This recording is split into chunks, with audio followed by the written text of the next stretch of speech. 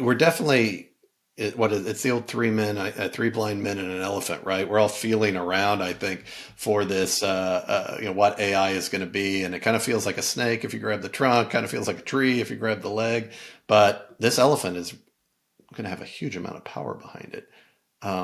So when you're working with clients, how do they what's the typical response if there is one?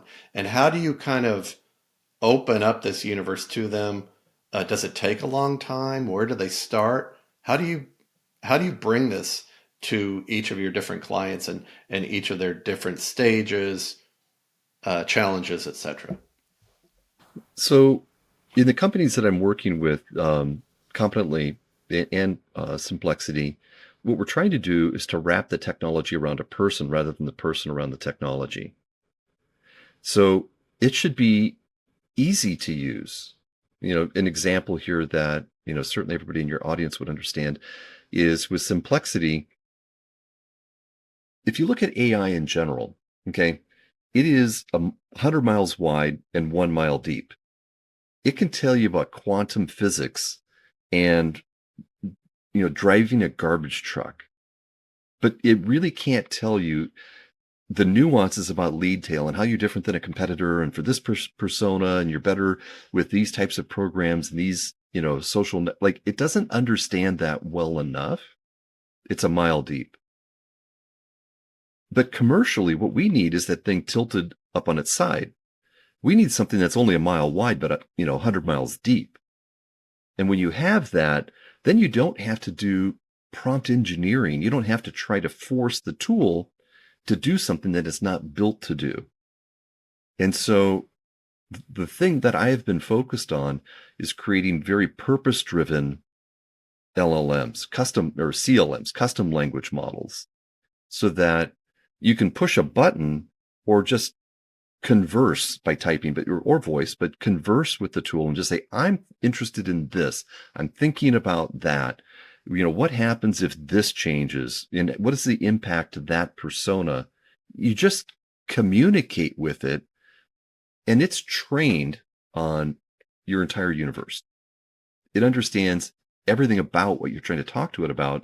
So it's level set of what it's trying to, you're trying to jog it into isn't from the 100 miles wide. Is this person talking about quantum mechanics and quarks and neutrinos, or are they talking about planting seeds in the desert? Like it's saying like, okay, wait a minute. We're going to talk about this and I get it. And so the interaction is very, very different.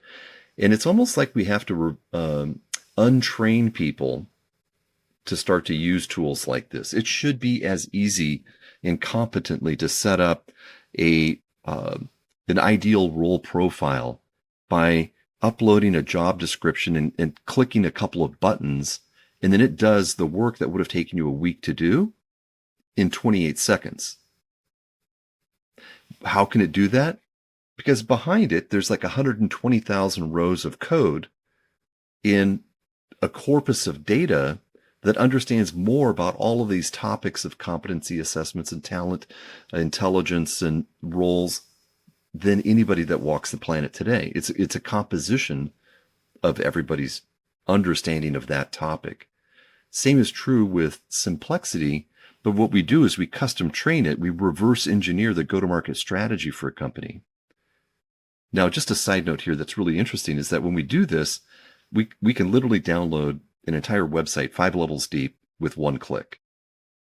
We get that information. We go through 5 different steps in a custom language model where it's audiences and capabilities and functionalities and marketing messages and market positioning.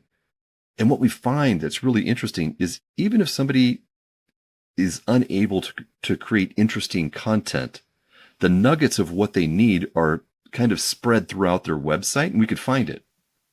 And then we could recompose it so we could understand what does this capability mean relative to that persona in that industry. So in spite of themselves, if they can't communicate it well, we can if still get they've it. gotten it at least in the mix, you can pull it out and create Yeah. that narrative, create that those relationships, etc. But I think the success is going to be around how do you get really super knowledgeable solutions that relieve the pressure from the person using it to have to conform to the tool? Interesting. Yeah. And Say more. right and right now the friction is that most money that flows into these companies, they want to see a a subscription model. So, you end up with tools that write content and you can upload a couple of documents to help train it, and there's no services component to it. But what you get from it is a 20 or 30% better idea, not a 90% better idea.